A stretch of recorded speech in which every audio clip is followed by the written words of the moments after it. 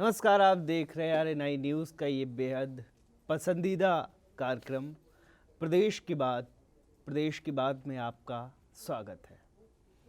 जैसा कि आप जानते हैं, देश में इस समय चुनावों का माहौल है और 5 राज्यों में चुनाव का माहौल है, जिसमें उत्तराखंड का मतदान हो गया है, गोवा का मतदान हो गया है और यूपी के 2 चरण का मतदान हो गया है। गोवा सबसे अव्वल नंबर पर है मतदान होने में, क्योंकि वहाँ पर 78% इस बार मतदान हुआ है और गोवा में 40 सीटें हैं। उत्तराखंड में 70 सीटें हैं। हालांकि उत्तराखंड का भी मतदान हो चुका है। अब दावे, आरोप प्रत्यारोप चल रहे हैं कि मुझे इतनी सीटें मिलेंगी या किसकी सरकार बन रही है, और ये किस्मत इस समय जनता जनार्दन ने पेटियों में बंद कर दी है, गोवा और उत्तराखंड की। लेकिन बात आज हिजाब पे करेंगे, क्योंकि लगातार हिजाब का मुद्दा तूल पकड़ता जा रहा है।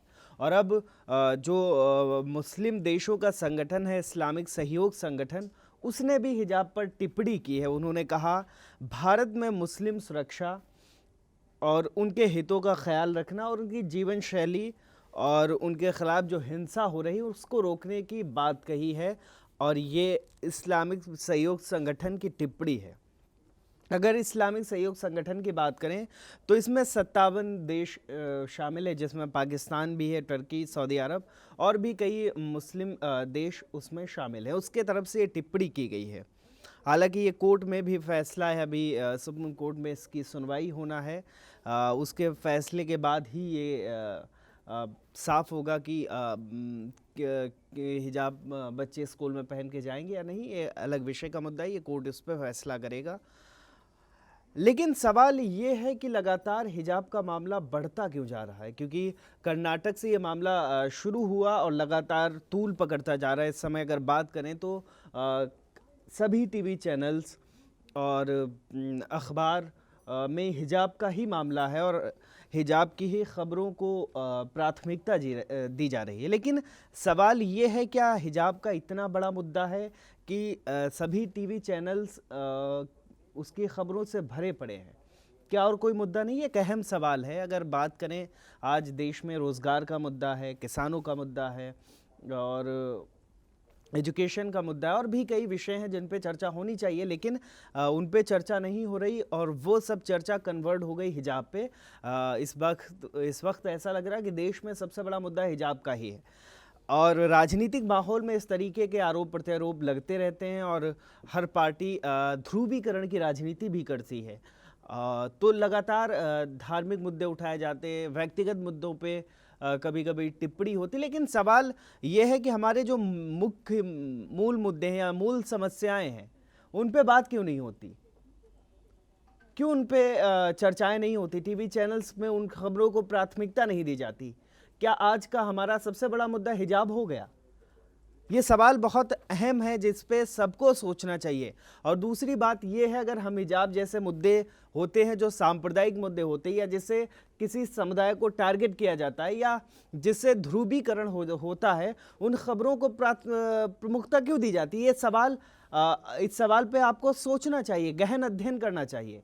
क्योंकि इन मुद्दों के बीच जो आपके मूल समस्याएं हैं, जो आपके मूल मुद्दे हैं, वो कहीं ना कहीं दब जाते हैं। आज चुनाव में बात एजुकेशन पे नहीं हो रही, चुनाव में बात रोजगार पे बहुत ज़्यादा नहीं हो रही, टीवी चैनल्स पे लगातार हिजाब के मुद्दों पर चर्चा हो रही है। अब सवाल आपके पास ये है कि क्या आपका सबसे बड़ा मुद्दा इस समय हिजाब का ही है?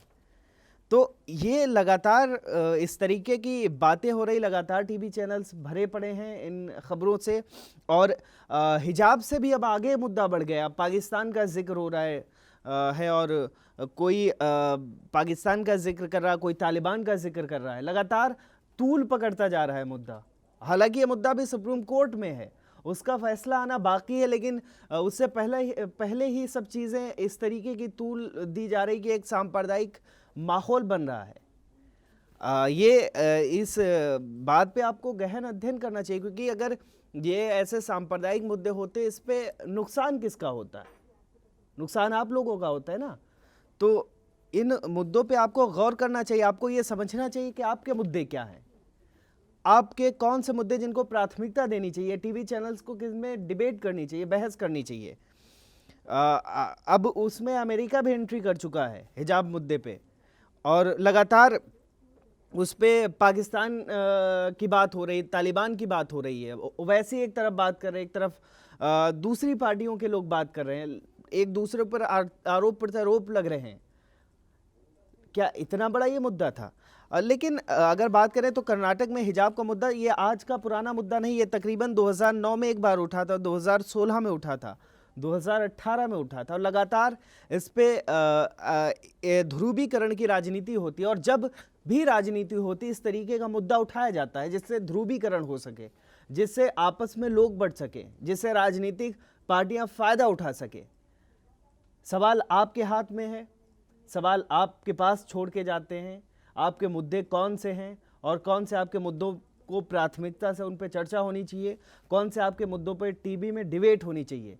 ये बहुत अहम सवाल होते हैं, क्योंकि चुनाव में घोषणा पत्र जब जारी करने की बात आती तो पार्टी एक चुनाव से एक दिन पहले घोषणा पत्र जारी करती है, और इन मुद्दों पे इतनी ज़्यादा बहस होती है, मुबाहिसे होते हैं। ये क्यों होते हैं? क्योंकि इससे ध्रुवीकरण होता है, इससे आपके मुद्दे छुप जाते हैं, इससे रोजगार पर बात नहीं होती, इससे किसानों पर बात नहीं होती, इससे महिलाओं की सुरक्षा पर बात नहीं होती, इससे और भी जो हमारे हेल्थ का मुद्दा है या जो एजुकेशन का मुद्दा उस पर बात नहीं होती। इसलिए इस तरीके के मुद्दे चुनाव में उतारे जाते हैं। सवाल आपके पास है, एक बार गौर से सोचना। आप देख रहे थे RNI न्यूज़ में गुफरान खान।